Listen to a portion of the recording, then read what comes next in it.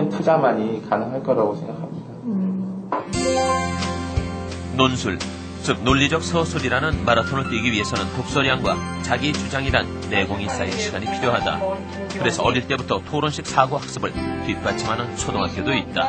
보면 김현영이라는 지존파 일당 한 명이 논술을 위한 첫걸음으로 독서 교육은 아무리 강조해도 지나치지 않다. 책을 읽은 후 자연스러운 토론이 이어지면 그야말로 금상첨화다.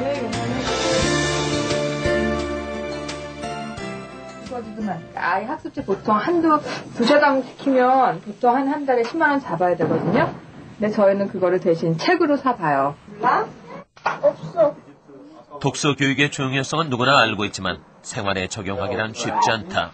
뒷받침을 해주는 부모와 알아주는 자녀가 손발이 맞아준다면 더할 나위 없겠지만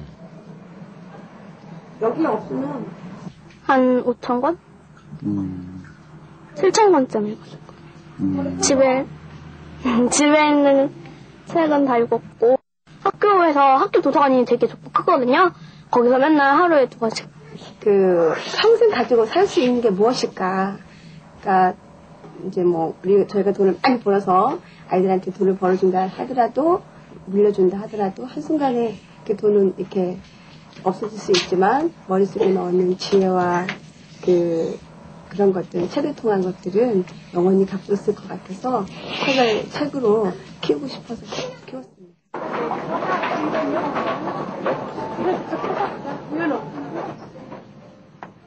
독서 교육에 관심 있는 부모들은 한 번쯤 들어본 이런 푸름이 아니라 보니까 한 이 정도만 아니야. 독서 영재 푸름이는 지금까지 2만여 권의 책을 읽었다고 한다.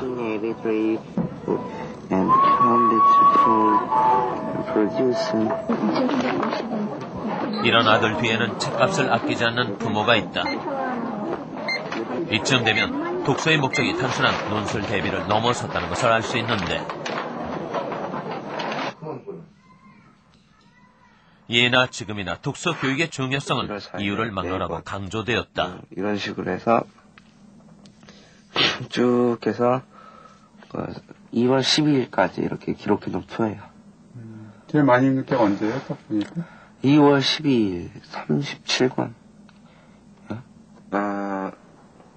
독서는 의식 주서. 저에게 생존에 필요한 4가지. 걔가 이제 공부하는 스타일이 뭐냐면은 시험 범위가 예를 들어서 과학이 주어졌다 그러면 그날 주어진 범위 내에서 암석이 궁금하잖아요. 그죠? 그러면 그 전체를 공부하는 게 아니라 뭘 하냐면은 암석에 관해서만 백과사전을 뒤집어서 찾고 공부하는 거예요. 그러니까 풀미엄만 어느 때는 마음이 좀 속이 잘 때는 이제 한마디 지나가면서 하는 거죠. 너 지금 박사학위 논문 쓰자. 그죠? 저는 얘기하지 않습니다. 그게 원래 진실한 배움이라는 걸 알기 때문에. 그럼 그 다음날 시험 보고 와서 하는 말이 암석에 대해서는 별로 안 나왔다. 스타일이 그런 스타일이에요. 서울대가 논술을 했을 때 어쨌든 그걸 반대는 하고 그랬지만 일부에서는 많이 크게 안 된다고 반대하지 않는다면 어쨌든 그 방향은 네. 그 논술이라는 게 어떤 학생들의 논리적 사고력이라든지 이런 걸 키워주는 거, 비판력 이런 걸 키워주고 교육도 그런 방향으로 가야 되고 또 글쓰기 잘해야 되는 게 다 중요한 능력이니까 어쨌든 그건 필요하다 하니까 이런 걸 통해서 어쨌든 고등학교 교육이 그렇게 바뀌는 건 바람직하기 때문에 어느 정도 용인을 한 거죠.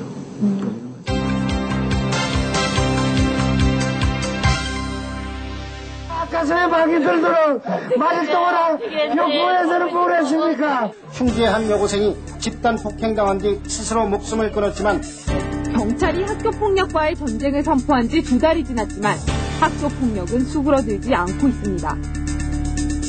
학교폭력의 심각성은 이미 너무 깊고 너무 넓게 퍼져 있다. 불안하다, 우울하다, 때 확 죽고 싶다.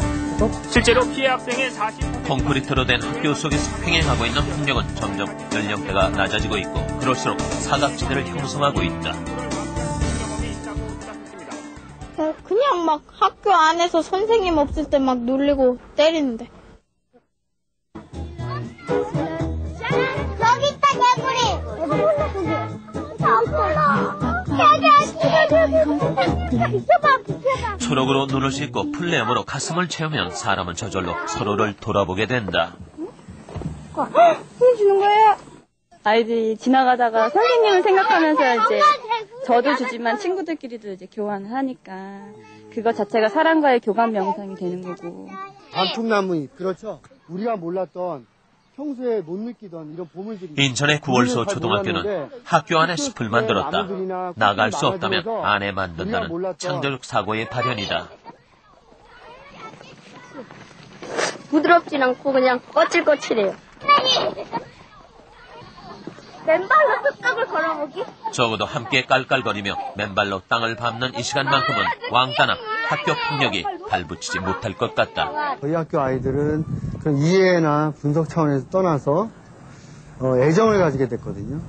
자연이 봄에 꽃을 피우고 또 여름이 돼서 어떤 열매를 맺고 이런 과정들을 보면서 아, 자연이 정말 살아있는 존재구나.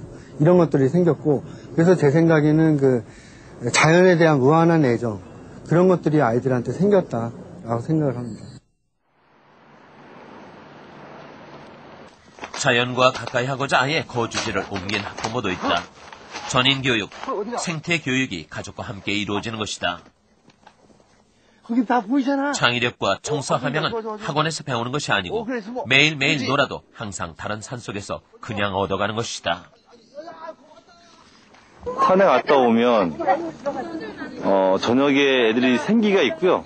여름에 막 더워서 이불 다 차고 놀고 겨울에서 뛰어놀다가 아이들 감기 기운이 나거든요. 감기 기운 나는 게 너무 당연한 거죠. 감기 안 걸려야 되는 게 아니라 감기 걸려야죠.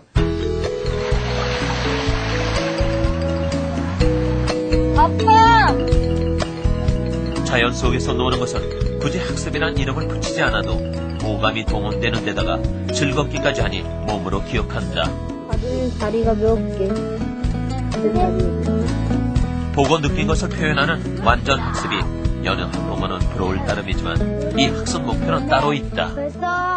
좀 더 넓게는 이 남한산이 어떤 곳인지 사회가 어떤 걸 조금 알게 되겠죠. 그러면서 같이 가는 행복을 찾을 수 있게